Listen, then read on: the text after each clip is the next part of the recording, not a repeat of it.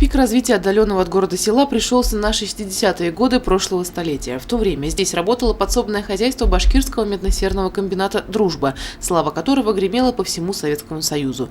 С тех пор прошло полвека, а некогда богатом совхозе сегодня напоминают лишь заброшенные помещения.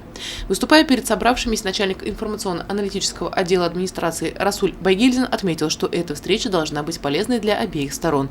Жители поселка получат ответы на свои злободневные вопросы, а представители власти, в свою очередь, представление об имеющихся проблемах для их скорейшего решения. Руководители, пользуясь случаем, рассказали о различных новшествах в законодательстве, ситуации в мире, стране, республике и, конечно же, в городе. Ничто в этот день не осталось без внимания. Председатель территориальной избирательной комиссии Сафа Ишмухаметов напомнил о предстоящих политических событиях и отметил активность жителей Туаляс в данном вопросе. Сегодня у нас, участковая избирательная комиссия имеется и в вашем поселке Туаля. Здесь председатель и зам, члены сидят, Руслан Юнусович и Фуат Фазлович. Поэтому вы уже знаете их, своих членов участковой избирательной комиссии. Я рад, что именно этот участок у нас всегда старается первыми сдать отчеты, и население активно ходит на выборы. И условия для проведения выборов созданы здесь. Поэтому благодарю членов и население, избирателей именно поселка Туаля. Сегодняшние жители поселка – пенсионеры, учащиеся, библиотекари и безработные – собрались в школе, чтобы встретиться с властями города и совместными усилиями решить судьбу поселка.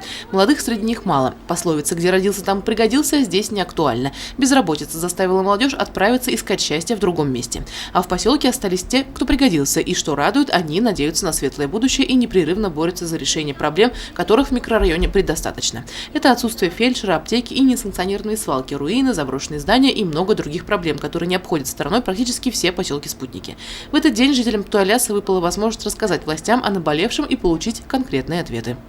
Мы живем тут с 80-го года. Работала в школе, учитель математики. 20 лет проработала. Какие? Фельдшерского пункта у нас нету, а так остальное все устраивает. Ислам Серафилович, он очень, в своем месте очень хороший человек. Ему никаких замечаний нет. В связи с выпадением за последние несколько дней месячной нормы осадков в настоящий момент для жителей особенно актуальным является вопрос расчистки снега.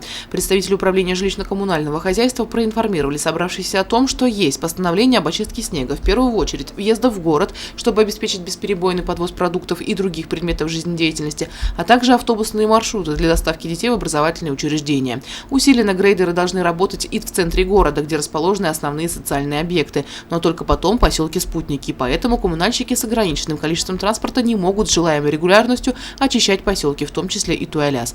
Но решение проблемы есть. Местный фермер взял на себя инициативу в борьбе со снегом. Представители администрации отметили, что заинтересованность жителей в судьбе поселка похвальна. С таким настроем можно добиться положительных результатов. Инициативных людей в поселке предостаточно. Именно с их помощью сегодня здесь процветает религия. Туаляс участвует в республиканской акции «Трезвое село». Жители полны идей на будущее. Так что не все еще потеряно. Елена Афанасьева, Айлухамитова, Радмир Сингулов, Гульгина Раскильдин, телекомпания СТВ.